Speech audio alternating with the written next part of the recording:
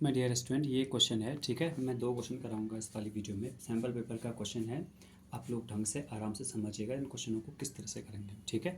तो बच्चों देखिए, पहला वाला क्वेश्चन देखिए। If the zeros of the quadratic polynomial, ये पूरा पॉलिनोमियल लिखा है, ठीक है। पॉलिनोमियल नहीं दिख रहा है, मैं दोबारा लिख देता हूँ। पॉलिनोमियल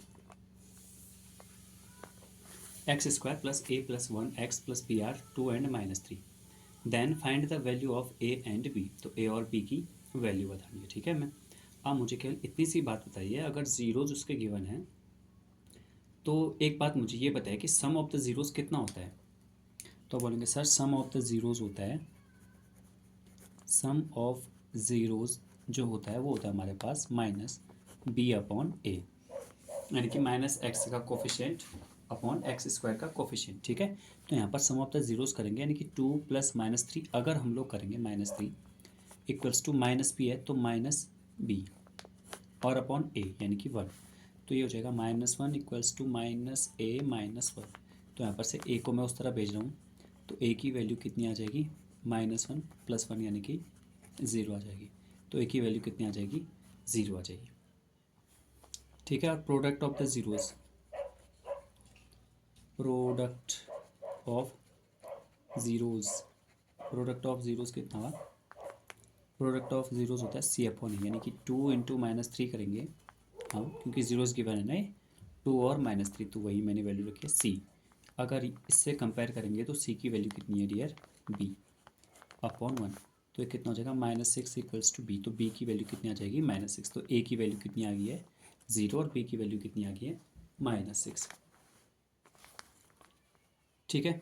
देखिए if the zeros of the quadratic polynomial इतना, तो सम ऑफ द जीरोज करेंगे तो वहाँ से ए की वैल्यू आ जा रही है, और फिर प्रोडक्ट ऑफ द जीरोस करेंगे तो वहाँ से सी की वैल्यू आ जाएगी, सॉरी बी की वैल्यू आ जाएगी मेरे पास। तो ए और बी इसी की वैल्यू में फाइंड करनी थी।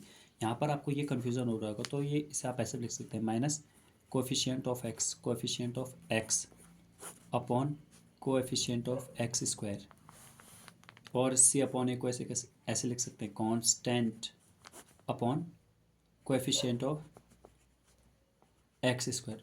उसे चाहे तो वहाँ पर ऐसा लिख सकते हैं, ठीक है। तो बढ़ते हैं हम नेक्स्ट क्वेश्चन की तरफ।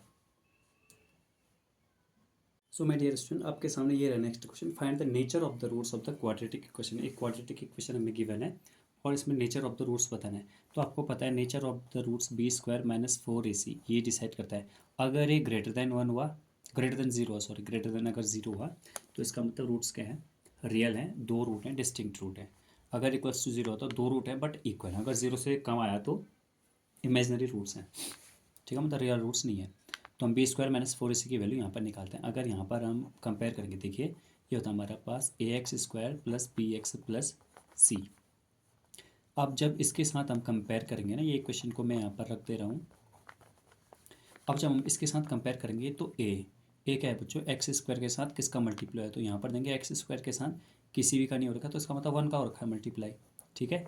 और b को देंगे तो b क्या है, x के साथ कितने का मल्टीप्लाई हुआ है, तो यहाँ पर b x के साथ कितने का मल्टीप्लाई है, 4। और c यहाँ पर देख लेंगे, c जो है कांस्टेंट टर्म है बट माइनस की है, ठीक है, तो -3√2।